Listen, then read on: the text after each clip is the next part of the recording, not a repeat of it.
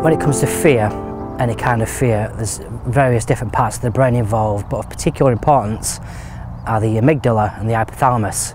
So for example, the brain gets all sorts of sensory information and it passes that onto the amygdala, and it's the amygdala's job to determine whether a particular context or situation is dangerous or safe, and it bases that decision on past experience.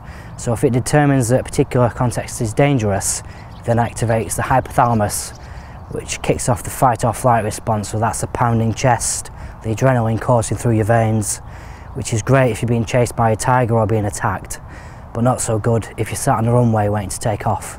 Now, of the many different options people have available, one example is mindfulness, and that often involves doing breathing techniques, just dissociating from your thoughts, but it doesn't really alter the way your amygdala responds to the situation. It might make you a bit calmer initially, but the underlying problem's still there, so it isn't very effective really in my experience. And you have the fear of flying courses, and on them you'll have a pilot explaining what all the different noises mean. But again, for me, it's working at the wrong level. It's working at the conscious logical level, because so many people, they know it's the safest form of transport, they know that they're more chance of dying driving there in the car, but despite that, the fear's still there. Now, some of the more effective fear of flying courses utilise something called thought field therapy, or EMDR, and they do work at the emotional level and do have some impact, but compared to the Flying Be Calm fear eraser, it's like comparing a Porsche with a horse and cart in my experience. So Flying Be Calm, there are two main elements to it. First of all, you have the fear eraser, and you also have some hypnotic tracks, but of critical importance is the fear eraser, which literally sets this head and shoulders above every other technique in my experience.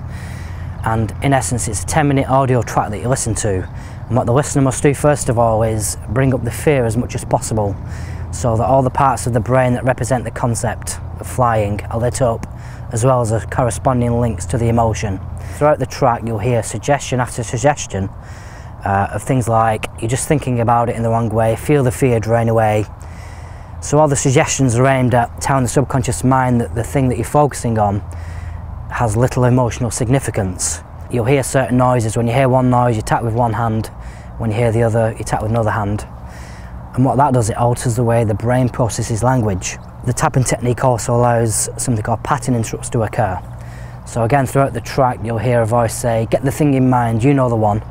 But then all of a sudden there'll be a change in the tapping sequence.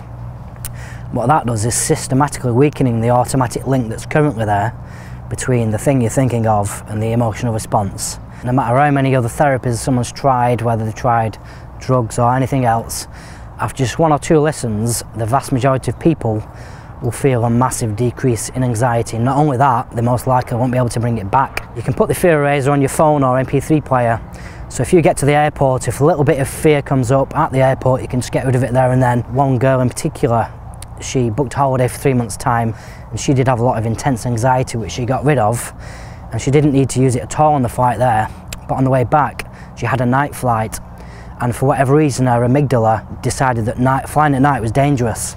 So all she did on holiday is had a 10-minute track, listen to it whilst imagining flying at night, and the fear just disappeared completely. It's just good to have it with you so you know you can always get rid of it, and after 1 or 2 flights that will be it then.